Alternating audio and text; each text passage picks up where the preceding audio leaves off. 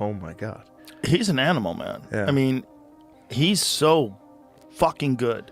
He's so good. I mean, think about what that guy has done. He beat AJ twice. He beat Tyson Fury twice. And now he beat Dubois twice. Mm-hmm. That's crazy. No, it's incredible. Those are two of the best. Got it. They were both trained by the same guy. Oh, were they? Yeah, Lomachenko's father trained Usyk as well. Ah. Yeah. So there's something, there's something. Obviously, gravity keeps him from moving the way Lomachenko does because Lomachenko's so small. Yeah. He can like dance around you. For sure. In footwork, just majestic footwork. But Usyk's footwork is like, there's a bunch of breakdowns of the final combination that he hit Daniel with. Mm-hmm. And, he steps off to the side and lands that fucking left hook from hell. Oh, okay, here's a breakdown. Yeah, I've only seen highlights. I actually didn't His get to watch. fucking movement, man. It's so good, man. It's so good, the movement. Do you know what's his age? Damn. He's 38, man. Oh my God. Yeah, that was a solid left. He's old. He's old for a boxer, and the fact that he was a cruiserweight champion too. And that was the first drop, but here's the big one. The left hook that he knocks him out with was extraordinary, man. What are they showing here? Okay, the counters. Oof. This video is just about his weight transferring. Yeah. No, it's amazing. I mean, he's one of the most skillful heavyweights of all time. I think you have to go back to Cassius Clay. Yeah. Like before they took his title away, before they made him sit out for 3 years. Like, there's the final left hook. Oh my goodness. There's a lot of value in that, man. Like when you see flat-footed guys and you see guys who fight like that, you go, man, there's something in that. Like that's extraordinary. Yeah. Flat-footed guys, I feel like a lot of them, that's where they generate their power, right? Sure. Kind of like relying on that. Mm-hmm. Like a Deontay Wilder, like sure. Yeah. If his feet are planted and you're up against the ropes, like bye-bye. Yeah. Like or George Foreman in his day. Oh man. Yeah. It's heavy plotting, like moving forward like this, covering up, but everything has just death on it. Yeah. Just looping them. But a guy like Dubois, he can do that. That's the thing. That's how he fucked up AJ. He has that crazy power. Mm-hmm. But when you're not getting hit and you're just moving away, and this guy's just whiffing these nuclear bombs by you over and over again, and then after a while, he's like headed into the third. He's like, oh, Jesus Christ. Yeah. This guy is fucking not there, and I'm exhausted. And then you're dealing with him like sparks are flying every time he's hitting you, and you don't know when these punches are coming because they're coming from these weird angles and like of this era. I think he's one of the best of all time. I really do. I think he's one of the best heavyweights of all time, and his movement is so different. One of the things that was interesting, well, they were talking about the fight, and AJ Tony Bellows was talking about when he fought him, and AJ was saying that when he fought him, it was the most exhausted he's ever been. Because he's always moving. There's no rest with him. No rest. There's no like constant, there's constant twitching. Under fire the whole time. you're constantly thinking, when is this coming? There's no silent agreements. There's no relaxation. There's no, there's no rounds off. Yeah. Everything is, he's putting it on you and moving constantly. Like I always say, he's like a giant Lomachenko. God, it was good. You could see Daniel was already tired. You could see it. It's it's just dealing with that. There's got to be movement. something like, Lomachenko's dad, like some type of philosophy or something. You know what I mean? Like these guys just kind of tap into, because like to be a big guy, there's footwork and all this stuff. But I think, man, shout out to the coach, like to the dad. It's skill, man. It's a skillful type of boxing. It's like there's guys that are like heavy bangers and they rely on that, and there's guys that have good defense and they rely on that. But his thing is like this constant movement and constant feints and jabs, and it's all with a purpose. Everything is like setting you up. Everything is reading what your reaction to this is and anticipating what your reaction is. When's that right hand coming? Duck, under, counter. It's like constant. The jab was going in an upward direction sometimes. He was catching Daniel with this like upward jab.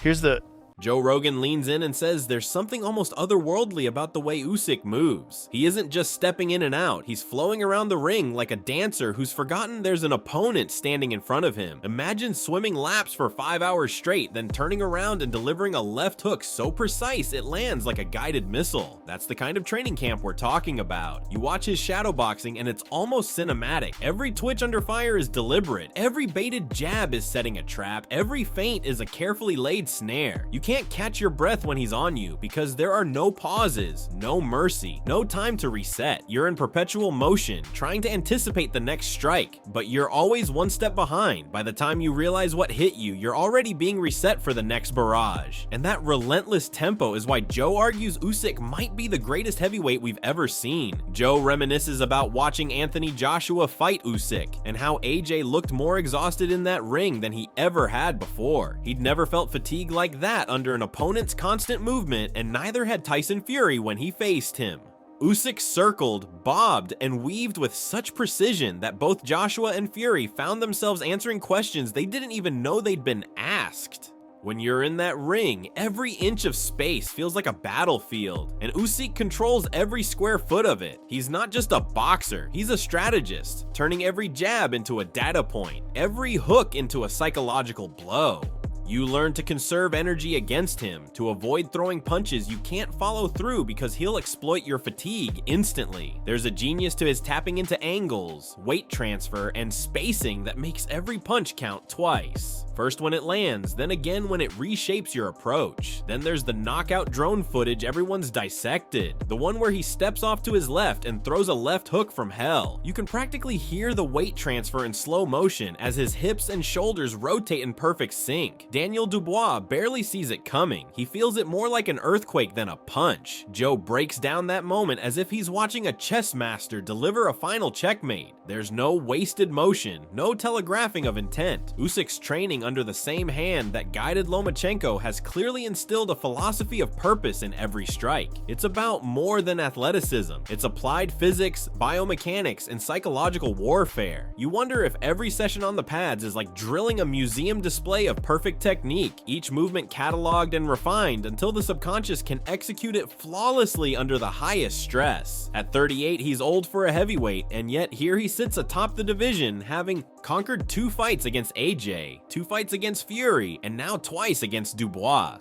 Most fighters have added injuries and slowing reflexes by this age, but Usyk seems to have unlocked a reserve most give up searching for. He was once a cruiserweight champion, and that lighter division refined his speed and versatility before he ever stepped into the heavyweight ranks. Paul and I can't stop marveling at how he retained that cruiserweight fluidity while packing the power to rival the heaviest hitters on the planet. It's a testament to the purity of his fundamentals, footwork that remains impeccable, head movement that's nearly preternatural, and a ring IQ that turns every second into a lesson. Watching him train is almost surreal. You see drills you didn't know existed, shadowboxing with weighted resistance, pivot patterns that trace geometric shapes across the canvas, and partner drills where he's the only one moving while 2 sparring partners try to trap him in a corner. Nothing works. He's always drifting away like smoke slipping through your fingers. You realize that this isn't just conditioning, it's a meditation on movement. Every session is about imprinting muscle memory so deep that under the brightest lights and the noisiest crowds, his body still remembers exactly where to be. You start to think that unstoppable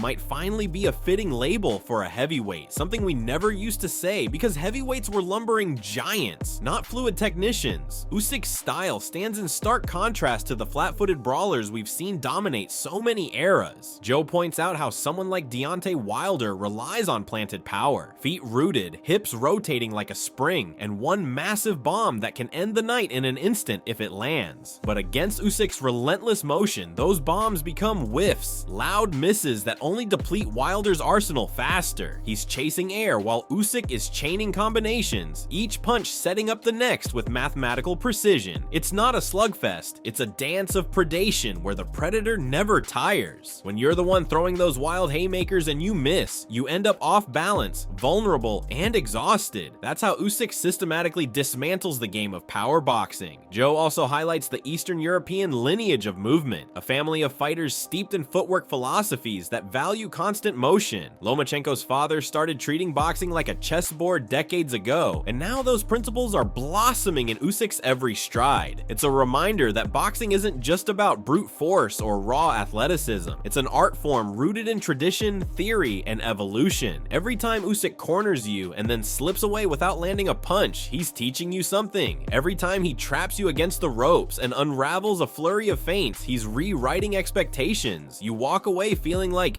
you've been in a masterclass rather than a street fight. In reflecting on all of this, Joe circles back to history, drawing parallels with Muhammad Ali in his prime. Though Ali had charisma in spades, and Usyk has a quieter intensity, Ali's float like a butterfly persona was theater. Usyk embodies it with understated ferocity. Joe argues that to find a heavyweight with this blend of skill, speed, and strategy, you'd have to reach back to the days of Sonny Liston, or even further to the prime of Joe Louis. Yet even those legends never showed this level of polished craft combined with the discipline of a small weight maestro. It's not hyperbole to say that he's rewriting the heavyweight blueprint, forcing every contender to evolve or be left in the dust. By the end of the conversation, you're left wondering if we've been too quick to pigeonhole heavyweights as mere powerhouses. Usyk is proof that the sweet science can prevail over brute force at the highest weight class. He's challenging centuries of boxing lore with every step, jab, and hook. Joe sums it up: when you watch Usyk, you're not just witnessing a fighter, you're watching the evolution of an entire division. If heavyweights were defined by power alone, he'd be a footnote, but because he married that power to mastery of movement, precision, and unbreakable conditioning, he stands tall as the greatest heavyweight of all time.